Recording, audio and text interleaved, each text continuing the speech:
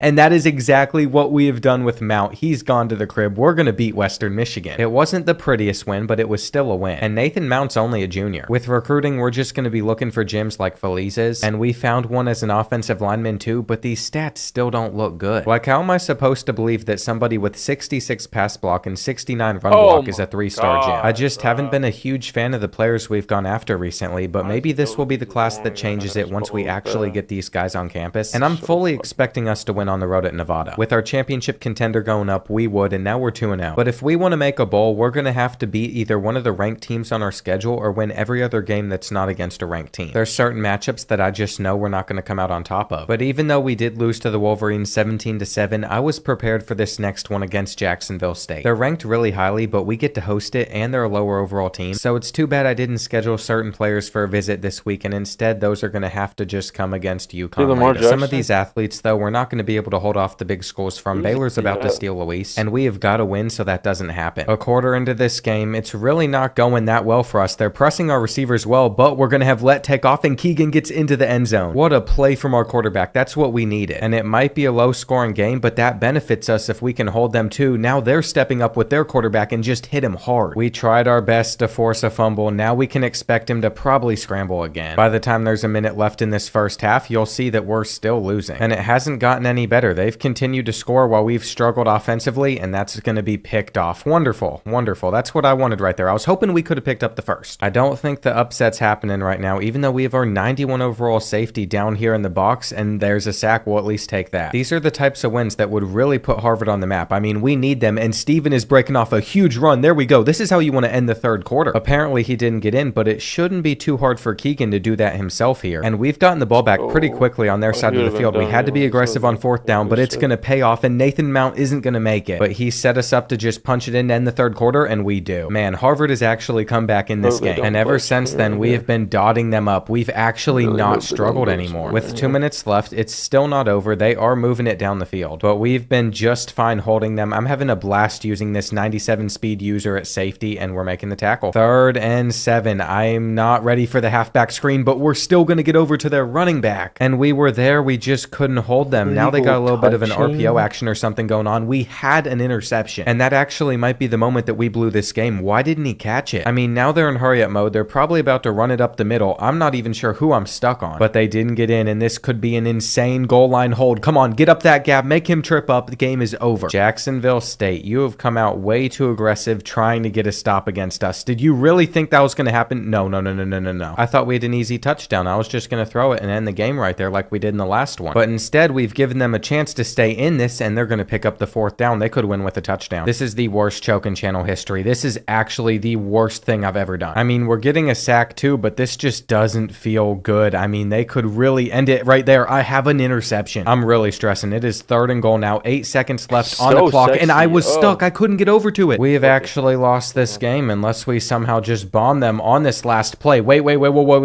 We might actually bomb them. You all can't say anything in the comments. Why are you pressing? We've won.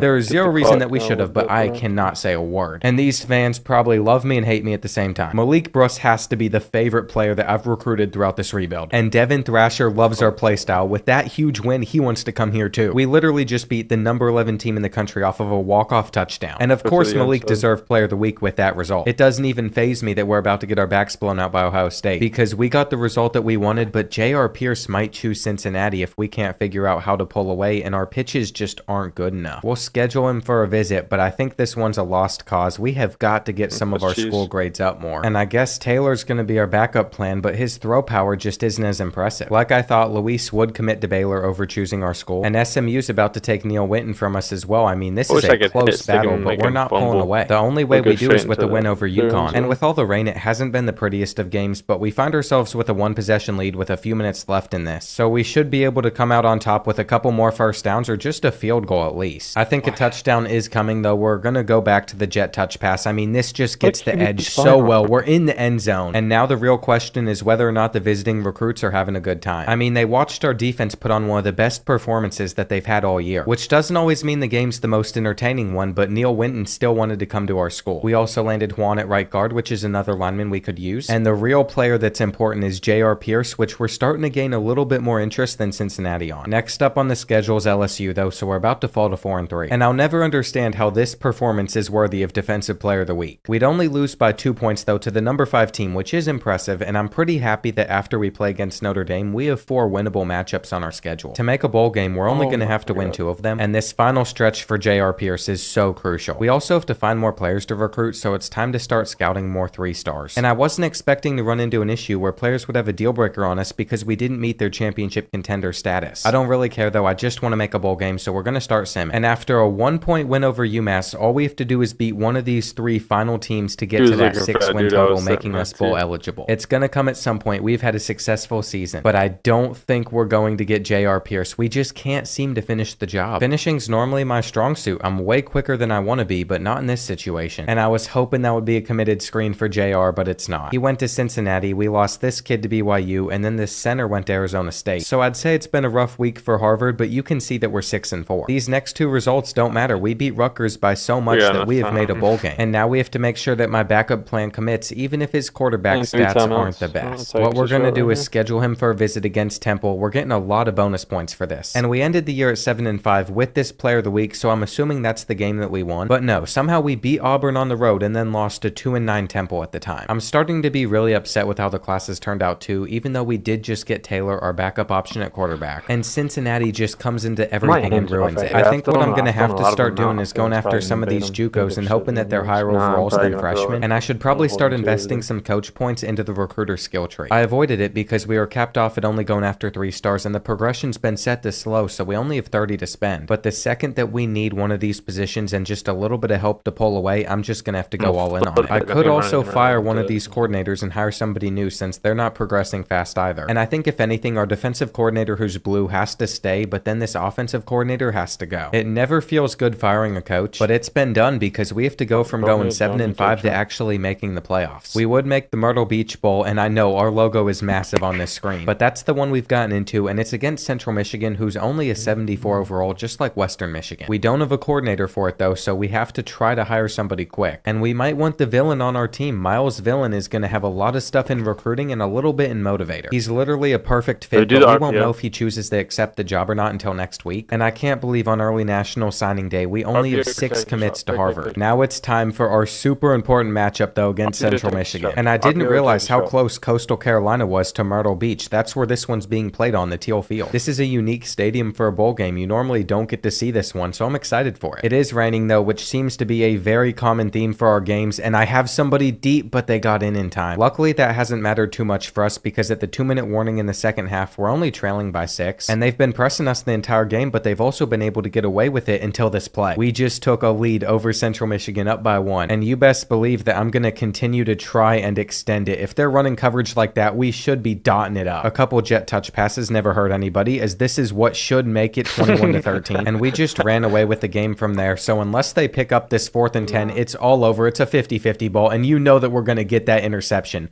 Harvard football is back on the map. We're having an 8-win season. And what a cool moment for Crimson fans. They probably never thought that they'd see this moment. Keegan Lett has led us so far, and he still has 1 more year left in him. So I'm hoping that we can get a playoff spot instead of just winning a bowl game. That seems like something that could be manageable, and we have signed the villain. We have completed the perfect coach tree. There's currently nobody on our roster that even wants to transfer out, and I can't blame them. Each one of us covers one specific field. The boosts that we're about to get from Miles in recruiting are huge. I mean, there's so many different positions we can now put like 60 points on. And then our defensive coordinator, Dalton Dixon, has the entire tactician top tree maxed out. Every single one of these is full. That means I'm just going to keep saving my 40 coach points. I'm kind of hoping one of these 3 other trees come open, but they're not going to. And I think I've forgotten to check the Heisman winners recently, but this one was from Oregon. They didn't win it all though. Nebraska ran back to the championship and lost to Georgia. And we're losing a lot of quality seniors that started for us, but the main loss that's going to hurt the most is Calvin Tinker. We finally put a player into the NFL though. I'm so proud of that. And our options in the transfer portal aren't great this year, but we're still going to go after some of the 3-star ones. With 900 points to spend, I can even waste time scouting them too. And some of the JUCOs I originally went after are starting to commit. The transfers though were hard to crack. A lot of them locked us out. And at the end of the day, I just have to hope that this class panned out in the right way. We only brought in 17 targets. I mean, it is hard going after only 3 stars, which means we're probably about to have our worst class yet, but this one's ranked at 65 and that's higher than 66. I really don't like a lot of these freshmen. I'm seeing 58 overalls, but I'm also seeing some 68, so maybe it'll all turn out to be just fine. And even the 58 overall athlete Greg Ivey is going to be a 68 defensive tackle when we move him there. Sometimes the overalls lie. I feel like this turned out to be a lot better than I was expecting, and we have filled up our defense even more than it already was with these athletes. The last one starts off as the highest overall. It's Taylor, and we know that we're going to put him at quarterback, but he's only a 69 there, so no jump. And that's not good because in one season, he's not going to catch what Keegan Lett is currently sitting at. I'm really hoping that this team jumps up up a lot higher than just an 81 overall. And here we go, training results have put us at an 85 just like last year, but it's really hard to get any higher than that. If we're ever going to be on the level of schools like Notre Dame, we still have to improve a little bit more. And I currently have 40 coach points to spend that I kind of want to put in the tactician. I spent 10 to unlock this tree, and then getting some of these rating boosts would actually really help our team a lot. I'm going to make sure we have a solid offensive line. And then the same should be true for our DBs. We're running a 3-3-5, so we have 5 out there on the field at all times. Now it's just going to take some time for our players to keep on getting better, and there needs to be a better display for dev traits because they are so important. Keegan Lett, again, only has impact, so he's kind of capped out around this 82 range. And the same is true for our freshman quarterback, but maybe he could still see some big jumps. We will see how it all plays out. I'm just excited to use his 91 speed. This field general ability is also super overpowered, so I'm glad to see that he already has it. And we have a star dev trait in Markel Hitchcock, the freshman that was redshirted last year at running back. There are some studs on this team, but those players with normal dev you can really point out because they never improve much from their freshman year like Malik Bruce. And I'm ready for another really tough schedule. We have the number 2 and the number 3 team on it, but then some of these other ranked schools that we're facing off against aren't as bad. Since we have 26 team needs too, I guess this time we have to have a big class whether the players are good or not. And I can't believe how many missing positions I'm seeing. We're only losing 16 seniors. Our grades have started to go up a little bit though because we've been playing better. We have 750 hours to spend as a 3-star prestige school. And my goal with this class is to make sure that we signed at least 20 prospects, but I'm shooting for 25. It might be hard to pull off because I have some certain guys that I want to go after, and I'll show you all of them. But I also want to talk on something. I think gyms are almost pointless in this game. The reason for that is quarterback Matt Peet was a gym. I was so excited to see it until I looked at his stats and then compared him to Antonio Burgess, who busted and has stats that are like 10 times better. I'll go back and forth one more time. You're going to see the difference. We're not going to go after the gym. We are going after the player that busted. And that's going to be true for other positions on our board too. Guys like Tony Spain are better than guys that are actual gyms. For a while in this game, I've been prioritizing gyms over bust, but now I just have to start looking at the actual stats. And you all saw that Georgia was a 92 overall. There's absolutely zero chance that we win that game, even if it was at home, but we have a defensive player of the week. Considering our offensive player of the week didn't have a touchdown and only 66 yards though. I think we only got those awards because we were one of the only teams playing. And 13 points to 6 is a disgusting stat line. How bad were the stats for our quarterback? Keegan, what is this? That reminds me, I don't think I looked at season stats last year. I must have forgotten.